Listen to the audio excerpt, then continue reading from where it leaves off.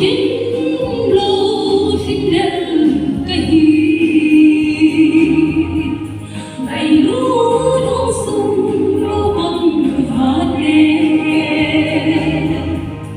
sao thu đi về ngày luôn là tại đâu có xa ngày đông là chúng ấy lòng hiền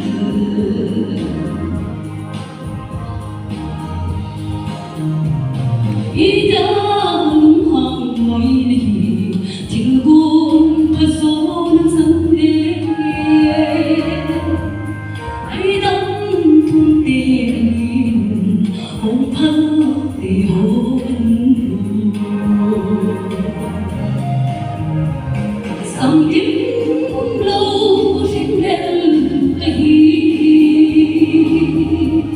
ngày lúa đón xuân lúa bông hoa đen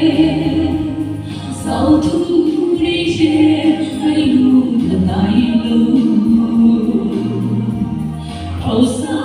ngày đông là chúng ấy lòng hiền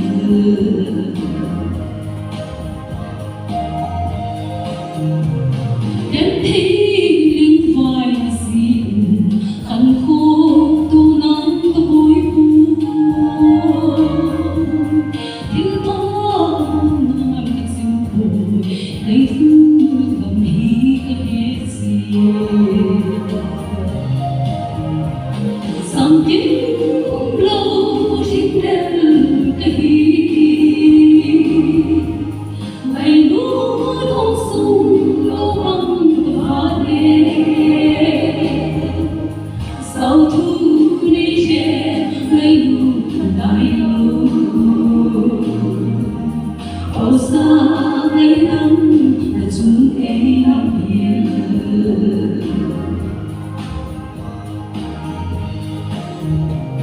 ý nắng có viên có lung lệ dù nắng có viên có lung mô riêngในปีน้องอยู่หนึ่งมาลงลูกนาที่บ้านนาdòng tiếng lâu sinh lên cây ngày lúa đón xuân lúa bông hoa đen sao thu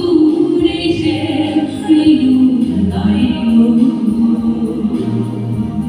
hầu xa ngày đông là chúng ấy lòng hiền